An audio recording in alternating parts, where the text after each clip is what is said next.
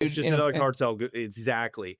But also they're so bogged down. Yes, they're not, it's not the United States. They don't have the resources. Many of the local cops are corrupt themselves, Yeah. many of them.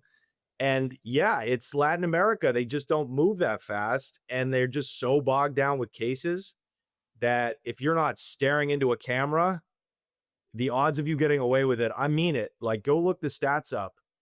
There's like a 99% unsolved homicide rate in the hot zones of Mexico. Culiacan, Sinaloa, Tijuana, you know, certainly Guadalajara. And in Colombia as well. We just came back. This interview drops. I don't know when this interview drops, but you go check out the Connect with Johnny Mitchell. This Sunday, we do an interview with a former sicario for the Cali Cartel in Colombia. This guy was born in Colombia, grew up in the United States, was a gangbanger in the 80s, got deported, went to work for the Cali Cartel as a sicario, killed hundreds of people probably, became a basuquero, a junkie, cleaned himself up, went straight, and now he's an English teacher. He teaches corporate people English, and he makes a pretty good living by Colombian standards. And I'm like, dude, you're just talking about this?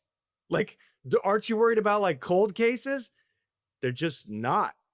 So to me, that is like one of the most recent, like, fascinating things. I'm like, okay, as long in Latin America, this is not the United States' fault. This is a Latin American problem for sure.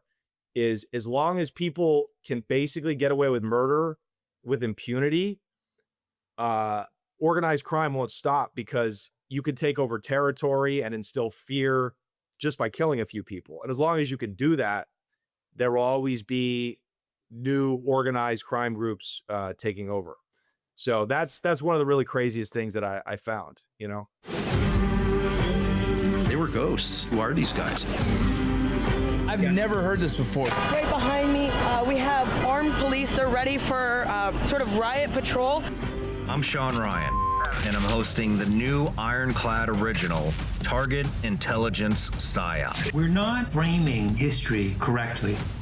Has the government conducted secret UAP crash retrieval programs, yes or no? Yes.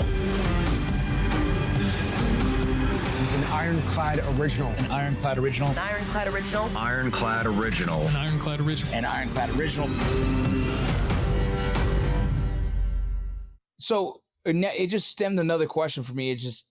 And recently they found a ranch with hundreds of dead people, essentially shoes and stuff were there. It was like a kill kind of ranch.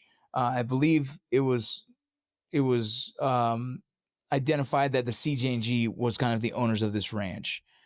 Have you met some of these sicarios that are killing what seem to be innocent people? Do they care, or is it a part of it?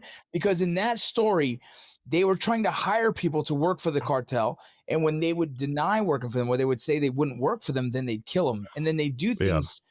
There are stories. We had a woman that was able to talk to other people who escaped from there, that they were forced to kill each other's friends if they didn't want to kind of do the work. Mm-hmm. Again, this is just what was reported. Okay. So let me clear. Go ahead. Please. Sorry. No, good. Please clarify. Yeah. So first of all, the CJNG doesn't own any ranches. They don't need to. They go onto a plot of land that they identify, and they'll ask the owner or the caretaker of the land, hey, would you mind if we use this for a couple of weeks to train up some new recruits? And 9 times out of 10, these people say yes, out of fear. Of course, they're paid, so they don't own any of these ranches, right? All of the clothing that they found in that one particular ranch, I'm not sure if that was like a mass grave, like the media was painting that out to be. What happens is when they bring new recruits to a training site, and we went to Guadalajara, on the outskirts of Guadalajara, to one of these former training sites, and we talked to the caretaker who described the whole process to us.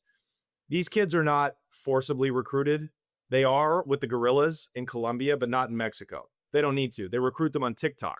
So it's just forget about that.